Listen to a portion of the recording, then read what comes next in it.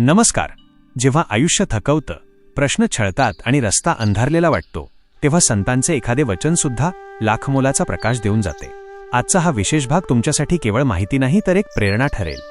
विचारांची खोली उमजण्यासाठी हा व्हिडिओ शांत चित्ताने शेवटपर्यंत पहा. जर तुम्हाला हा प्रयत्न आवडला तर आपला अभिप्राय कमेंटमध्ये नक्की नोंदवा. उद्या काय होणार, माझ्या कुटुंबाचे काय होणार, माझ्या नोकरीचे किंवा व्यवसायाचे काय होणार, अशा एक ना अनेक प्रश्नांनी आपल्या मनाला कायम वेढलेले असते. आपण रात्रंदिवस याच काळजीच्या ओझ्याखाली जगत असतो. पण खरं सांगा, या चिंतेने कधी कोणाचा प्रश्न सुटला आहे का? अजिबात नाही. उलट चिंता ही माणसाला आतून पोखरून काढते. मग यावर उपाय काय? याच प्रश्नाचे अगदी अचूक आणि अस्वस्थ मनाला शांत करणारे उत्तर आपल्या महाराष्ट्रातील थोर संतांनी शेकडो वर्षांपूर्वीच देऊन ठेवले आहे. संत वाङ्मय हे एका मायेच्या सावलीसारखे आहे, जे दुःखाच्या उन्हात होरपळून निघालेल्या जीवाला आणि मनाला एक विलक्षण शांती देते. संतांनी आपल्याला नेहमीच हाच उपदेश केला आहे की ज्या परमेश्वराने या संपूर्ण सृष्टीची निर्मिती केली आहे, जो या अफाट जगाचा पालन करता आहे, तो कधीच आपल्या लेकरांना वाऱ्यावर सोडत नाही. आपण फक्त एकच करायचे असते, ते म्हणजे त्याच्यावर आपला अढळ विश्वास ठेवणे. आपली सारी चिंता, आपले सारे ओझे त्या ईश्वराच्या चरणी अर्पण करणे.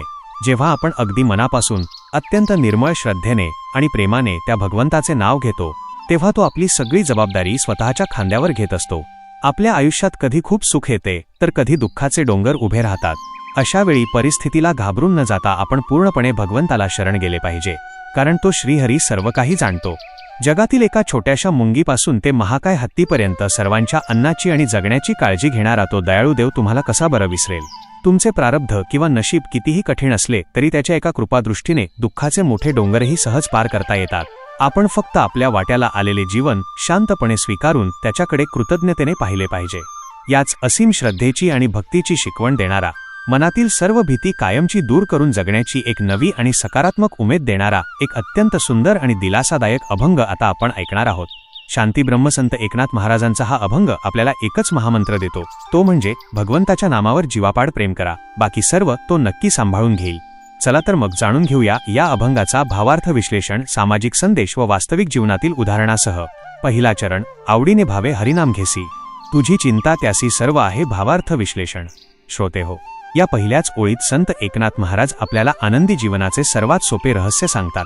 ते म्हणतात की जेव्हा आपण अगदी मनापासून निखळ प्रेमाने आणि खऱ्या श्रद्धेने देवाचे नाव घेतो, तेव्हा आपल्या आयुष्यातील सर्व ताणतणाव आणि चिंता साक्षात भगवंत स्वतःकडे घेतो. आपण अनेकदा भविष्याच्या काळजीने रात्रंदिवस तडफडत असतो, पण महाराज अत्यंत ठामपणे ग्वाही देतात की जो भक्त अत्यंत जिव्हाळ्याने ईश्वराचे स्मरण करतो, त्याच्या योगक्षेमाची आणि संपूर्ण आयुष्याची जबाबदारी तो परमेश्वर स्वतःच्या खांद्यावर घेतो. आपल्याला फक्त एकाग्र मनाने त्याला हाक मारायची आहे. एकदा का आपण आपले सर्वस्व त्याला अर्पण केले की आपल्या मागे उभ्या असलेल्या सर्व संकटांची काळजी तो पांडुरंग स्वतः वाहतो. ही केवढी मोठी आणि मनाला उभारी देणारी शाश्वती आहे. सामाजिक संदेश. या ओळींचा अत्यंत साधा पण महत्त्वाचा सामाजिक संदेश म्हणजे आपले काम, आपले कर्तव्य पूर्ण निष्ठेने आणि प्रेमाने करणे. जेव्हा आपण आपले काम प्रामाणिकपणे करतो, तेव्हा भविष्यातील यशापयशाची चिंता करण्यावर आपला वेळ वाया घालवण्याची गरज नसते. सृष्टीची एक सकारात्मक ऊर्जा तुमची काळजी घेण्यासाठी नेहमी तत्पर असते. वास्तविक जीवनातील उदाहरण, आपल्या देशातील एका सामान्य शेतकऱ्याकडे पहा. तो उन्हातान्हात स्वतःच्या शेतात अत्यंत प्रेमाने आणि निष्ठेने बी पेरत असतो.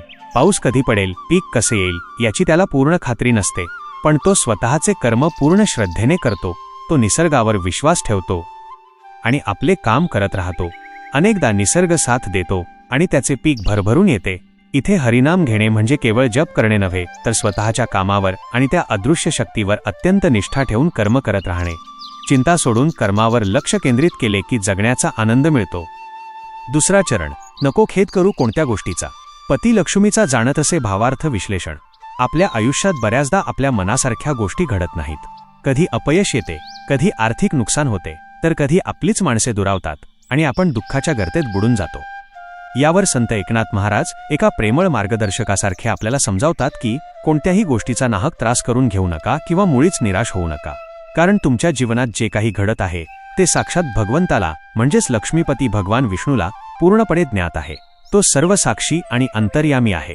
तुमच्या अंतःकरणातील प्रत्येक वेदना आणि प्रत्येक अडचण त्याला अचूक माहीत आहे. तो या संपूर्ण जगाचा पालनकर्ता असल्यामुळे तो तुमच्यावर कधीही अन्याय होऊ देणार नाही. त्यामुळे घडणाऱ्या वाईट प्रसंगांवर शोक करत बसण्यापेक्षा त्या सर्वज्ञानी ईश्वरावर अढळ विश्वास ठेवा, कारण तो योग्य वेळी नक्कीच योग्य तो मार्ग दाखवेल.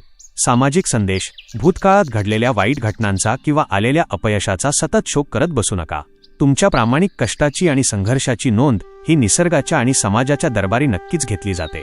मानसिक कणखरता बाळगणे हा यामागचा खरा संदेश आहे. वास्तविक जीवनातील उदाहरण. एखाद्या तरुणाचे किंवा तरुणीचे उदाहरण घ्या, ज्याने स्वतःचा एखादा छोटा व्यवसाय किंवा स्टार्टअप सुरू करण्यासाठी आपले सर्वस्व पणाला लावले आहे, पण काही अनपेक्षित कारणांमुळे तो व्यवसाय पूर्णपणे बुडतो. अशावेळी अनेक जण नैराश्याच्या गर्तेत जातात आणि स्वतःला दोष देत बसतात. पण या अपयशाचा खेद न करता त्यातून धडा घेऊन पुढे जाणे आवश्यक आहे, कारण त्या तरुणाने घेतलेली रात्रंदिवस मेहनत वाया गेलेली नसते. त्याचा अनुभव, त्याची जिद्द सृष्टीला आणि समाजाला माहीत असते. तीच मेहनत त्याला उद्या एका मोठ्या आणि यशस्वी कंपनीचा मालक बनवते. तुमचे कष्ट कधीच लपून राहत नाहीत, ते योग्य वेळी फळ देतातच. तिसरा चरण. सकळ जीवांचा करीतो सांभाळ. तुझ मोकलील ऐसे नाही. भावार्थ विश्लेषण. कधीकधी कठीण प्रसंगात माणसाला असे वाटते की या विशाल जगात आपले कुणीच नाही, आपण अगदी एकाकी पडलो आहोत. हा नैराश्याचा विचार मुळासकट दूर करताना महाराज संपूर्ण सृष्टीचा दाखला देतात. ते म्हणतात, जरा डोळे उघडून आजूबाजूला नजर टाकून पहा. या निसर्गातील अगदी लहान मुंगीपासून ते महाकाय हत्तीपर्यंत प्रत्येक सजीवाच्या पोटापाण्याची आणि जगण्याची व्यवस्था त्या विधात्याने अगोदरच करून ठेवली आहे. जो देव जंगलातील प्राण्यांना आणि आकाशातील पाखरांना कधीही उपाशी झोपू देत नाही, तो देव तुम्हाला वाऱ्यावर कसा सोडून देईल? तो तुम्हाला कधीच पोरके करणार नाही. तो तुमचाही तितक्याच मायेने सांभाळ करेल, फक्त तुमचा त्याच्या अस्तित्वावर दृढ विश्वास असायला हवा. ही ओळ ऐकली की माणसाच्या मनातील सर्व अनामिक भीती कुठल्या कुठे पळून जाते आणि एक प्रचंड मानसिक आधार मिळतो. सामाजिक संदेश. समाजातील कोणतीही व्यक्ती एकटी नाही. या विशाल जगात प्रत्येकाच्या अस्तित्वाची काळजी घेणारी एक भक्कम सामाजिक आणि नैसर्गिक व्यवस्था आहे. एकमेकांना आधार देणे आणि आपण कधीच पोरके नाही ही भावना मनात रुजवणे, हाच तो संदेश आहे. वास्तविक जीवनातील उदाहरण. काही वर्षांपूर्वी आलेल्या जागतिक महामारीच्या काळातील परिस्थिती आठवा. सगळीकडे टाळेबंदी होती, रोजगार बुडाले होते. अनेकांना वाटले की आता आपण उपाशीच मरू, पण तसे झाले नाही. समाजातील अनेक लोक, संस्था आणि सरकार एकत्र आले. कुणी गरिबांसाठी अन्नाची पाकिटे वाटली, तर कुणी मोफत औषधे दिली. या सृष्टीत कुणीही वाऱ्यावर सोडले जात नाही. संकटाच्या वेळी मानवतेच्या रूपाने ती परमेश्वरी शक्ती सर्वांचा सांभाळ करतेच, हा ठाम विश्वास यातून मिळतो. चौथा चरण. जैसी स्थिती आहे तैशा परी राहे. कौतुकतूप आहे संचिताचे. भावार्थ विश्लेषण. हा चरण म्हणजे मानवी जीवनाचे एक अतिशय मोठे आणि वास्तववादी तत्वज्ञान आहे. जीवनात सतत बदल होत असतात. कधी सुख येते तर कधी दुःख. महाराज इथे आपल्याला एक अतिशय व्यावहारिक आणि आध्यात्मिक सल्ला देतात. ते म्हणतात की परमेश्वराने तुम्हाला ज्या परिस्थितीत ठेवले आहे त्या परिस्थितीत समाधानाने राहायला शिका. परिस्थितीशी विनाकारण संघर्ष करत स्वतःला त्रास करून घेण्यापेक्षा समोर आलेला वर्तमान आनंदाने स्वीकारा. आपल्या आयुष्यात घडणाऱ्या या सर्व घटना म्हणजे आपल्याच पूर्वकर्माचा किंवा संचिताचा खेळ आहे. या खेळाकडे एका तटस्थ प्रेक्षकासारखे पाहायला शिका. जसे एखाद्या नाटकाचा प्रयोग आपण शांतपणे पाहतो आणि त्याचा आनंद घेतो, तसेच स्वतःच्या आयुष्यात घडणाऱ्या घटनांचे केवळ साक्षीदार बना. यामुळे मनाची तडफड कायमची थांबते आणि आयुष्यात एक विलक्षण शांतता निर्माण होते. सामाजिक संदेश. परिस्थितीशी जुळवून घेण्याची कला आत्मसात करणे.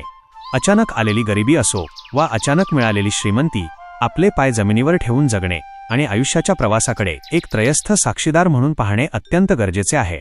वास्तविक जीवनातील उदाहरण. एखाद्या मोठ्या कंपनीत उच्च पदावर काम करणाऱ्या व्यक्तीची आर्थिक मंदीमुळे अचानक नोकरी जाते. कालपर्यंत अलिशान जीवन जगणाऱ्या या व्यक्तीला अचानक खर्चात कपात करावी लागते. अशावेळी चिडचिड न करता आहे त्या साध्या जीवनशैलीचा स्वीकार करणे म्हणजे जैसी स्थिती आहे तसे राहणे. ती व्यक्ती या मोकळ्या वेळेत स्वतःच्या कुटुंबासोबत आनंद शोधते, वाचन करते, स्वतःच्या छंदांना वेळ देते. आयुष्यातील या अनपेक्षित वळणाकडे ती शांतपणे पाहते आणि एक नवीन जगण्याचा मार्ग शोधते. परिस्थितीनुसार स्वतःला बदलणे हेच सुखी जीवनाचे रहस्य आहे. पाचवा चरण. एका जनार्दनी भोग प्रारब्धाचा. हरिकृपे त्याचा नाश आहे. भावार्थ विश्लेषण. शेवटी संत एकनाथ महाराज आपले सद्गुरू जनार्दन स्वामी यांचे स्मरण करून या संपूर्ण अभंगाचा अत्यंत सुंदर निष्कर्ष मांडतात. ते हे वास्तव मान्य करतात की प्रत्येक माणसाला त्याच्या नशिबात किंवा प्रारब्धात जे काही सुखदुःख लिहून ठेवले आहे ते त्याला भोगावेच लागते. कर्माचा नियम कुणालाही चुकत नाही, पण इथेच ते एक सर्वात मोठा आशेचा किरणही दाखवतात. ते म्हणतात की प्रारब्ध जरी अटळ असले तरी परमेश्वराची कृपा त्या प्रारब्धाहूनही अनेक पटींनी मोठी आहे. जर परमेश्वराची भक्ती तुमच्या सोबत असेल तर त्या भक्तीच्या आणि देवाच्या कृपेच्या सामर्थ्याने मोठ्या मोठ्या संकटांची तीव्रता कमी होते आणि दुःखांचा नाश होतो. ईश्वराच्या कृपेने आयुष्यातील सर्वात कठीण काळही अत्यंत सहजपणे पार पडतो आणि माणसाला अंतिमतः शांती आणि समाधान मिळते. सामाजिक संदेश: आपल्या वाट्याला आलेले अटळ दुःख किंवा जन्मजात संघर्ष नाकारण्यापेक्षा त्याचा धैर्याने सामना करा.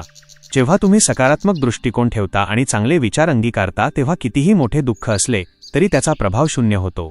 वास्तविक जीवनातील उदाहरण: अरुणिमा सिन्हा यांचे नाव तुम्ही नक्कीच ऐकले असेल. एका भयानक अपघातात त्यांनी आपला पाय गमावला. हे त्यांच्या वाट्याला आलेले अत्यंत कठोर असे प्रारब्ध किंवा नशीब होते, पण त्यांनी या दुःखासमोर हार मानली नाही. त्यांनी सकारात्मकतेची कास धरली, प्रचंड मेहनत घेतली आणि कृत्रिम पायाच्या सहाय्याने जगातील सर्वोच्च शिखर माउंट एव्हरेस्ट सर केले. त्यांच्या अफाट जिद्दीपुढे आणि चांगल्या कर्मापुढे त्यांच्या वाट्याला आलेल्या शारीरिक व्यंगाचा पूर्णपणे नाश झाला. जेव्हा तुम्ही संकटाला हसून सामोरे जाता तेव्हा त्या संकटाची तीव्रता आपोआप संपते.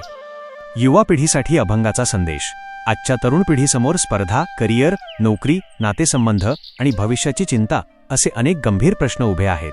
अशा वेळी हा अभंग तरुणांसाठी एक उत्तम जीवन मार्गदर्शक ठरतो. यातून मिळणारा संदेश खालीलप्रमाणे सांगता येईल. आजचा तरुण सतत धावपळ आणि मानसिक तणावाखाली वावरत असतो. अशावेळी आवडीने हरिनाम घेणे याचा अर्थ केवळ जप करणे असा न घेता मनाला एकाग्र करून सकारात्मक गोष्टींवर लक्ष केंद्रित करणे असा घ्यायला हवा.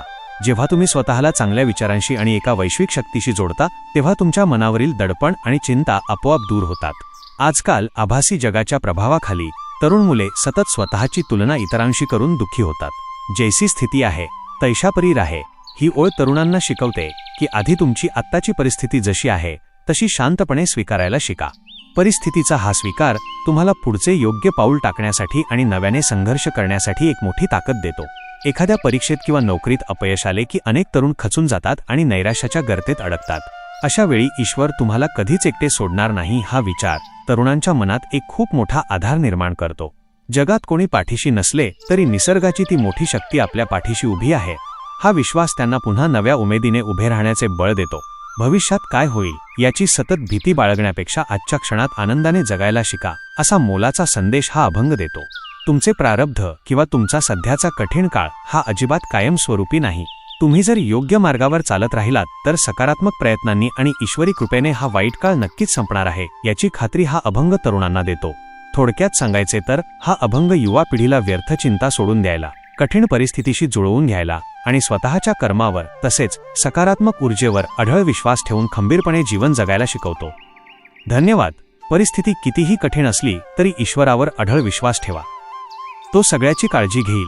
आपण फक्त आपले काम करत राहायचे, परिस्थितीचा स्वीकार करायचा आणि मनाची शांती ढळू द्यायची नाही.